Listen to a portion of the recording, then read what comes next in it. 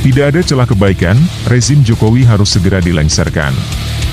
Oleh Sholihin MS, pemerhati sosial dan politik. Rezim Jokowi sudah tidak mendengar sama sekali keluhan rakyat. Yang justru dilakukan malah ngurusin dinasti politik keluarga. Rezim Jokowi sudah tersesat dan tidak bisa kembali ke jalur yang benar. Pelanggaran terhadap konstitusi sudah berkali-kali, dari mulai penggunaan ijazah palsu, hutang kepada Cina yang sudah over limit, penerbitan Perpu, sampai kepada upaya cawe-cawe dalam urusan pilpres, capres-cawapres, dan membangun dinasti politik keluarga. Paling tidak, ada 10 alasan kenapa rezim Jokowi harus segera dilengsarkan. Pertama, tidak ada harapan untuk lebih baik.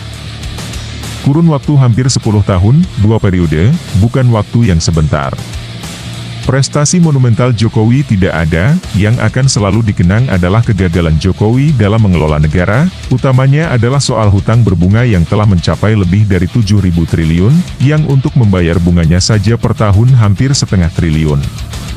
Semakin tahun hutang bukan semakin dilunasi, tapi semakin menggunung. Demikian juga soal infrastruktur, ekonomi, hukum, keakraban berbangsa, kehidupan beragama, dan kesejahteraan rakyat semakin terpuruk.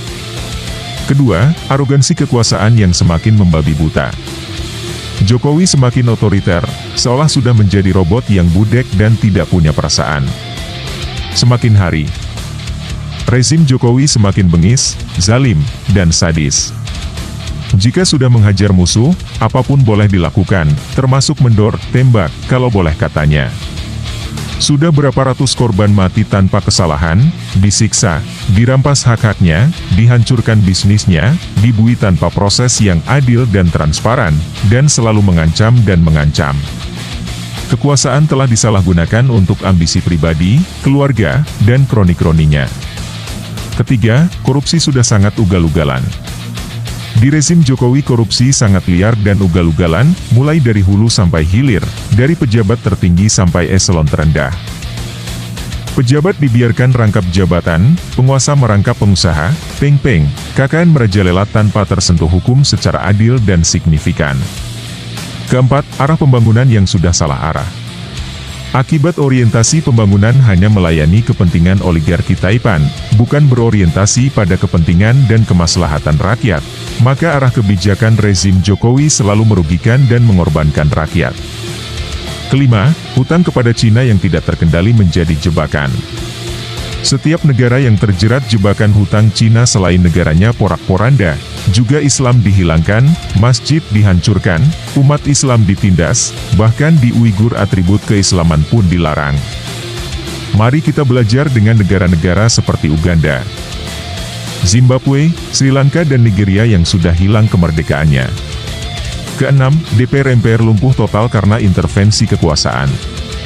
Di rezim Jokowi yang anti-oposisi dan anti-kritik, sampai DPR MPR sebagai lembaga tertinggi negara yang berfungsi untuk penyeimbang dan pengawas pemerintah pun dilumpuhkan. Jadi rezim Jokowi praktis berkuasa penuh tanpa ada pihak yang mengingatkan, mengkritisi, mengoreksi, apalagi merevisi kebijakan rezim. Ketujuh, semua lembaga negara menjadi alat penguasa. Saking tidak ingin diganggunya ambisi politik Jokowi, semua lembaga negara yang seharusnya independen, kritis, adil, dan transparan, di rezim Jokowi, lembaga-lembaga negara seperti MA, Kejagung, KPK, KPU, Bawaslu, dan MK dikendalikan dan digunakan untuk melanggengkan kekuasaannya dan menghantam, serta menjerat lawan-lawan politiknya. Kedelapan, hukum sudah jadi alat kekuasaan, tidak bisa adil, jujur, membela yang lemah dan terzalimi, lebih tajam ke lawan politik tapi tumpul kepada pembela rezim sekalipun salah. Di era Jokowi hukum dipermainkan dan jadi tameng pembenaran atas segala tindakan penguasa, termasuk untuk melayani dan melindungi para oligarki Taipan. Sampai-sampai produk undang-undang pun diutak-atik, direkayasa, ditambah dan dikurangi, hanya untuk melayani kepentingan oligarki Taipan dan Cina komunis. Sekalipun negara tergadai dan harga diri bangsa dijual, tetap dilakukan. Saat ini sudah sampai tahap mengkhawatirkan. Kesembilan, intervensi Jokowi dengan cawe-cawenya.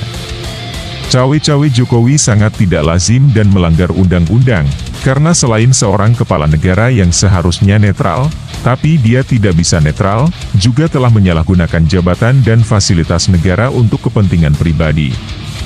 Padahal sebagai pejabat negara telah digaji oleh rakyat. Ke-10, nepotisme dengan politik dinasti, keluarga. Kerakusan dan penyalahgunaan kekuasaan Jokowi bukan saja dalam soal penguasaan berbagai bisnis keluarga, tapi juga ada upaya memaksakan keluarganya yang sebenarnya tidak memiliki kompetensi, dengan cara-cara yang tidak sportif dan jujur. Jikapun rezim Jokowi memiliki kebaikan, tidak sebanding dengan kejahatan dan kezalimannya. Tidak ada cara lain, sebelum terlambat dan semuanya berantakan, sudah saatnya rezim Jokowi dilengsarkan. Jangan berharap pemilu bisa jujur dan adil, karena rezim ini sudah mempersiapkan semua perangkat untuk curang dengan sangat terstruktur, sistematis, dan masif. Pilihan Anda untuk bisa berubah hanya dua, berjuang untuk merdeka, atau diam dan terus ditindas. Mana yang akan dipilih?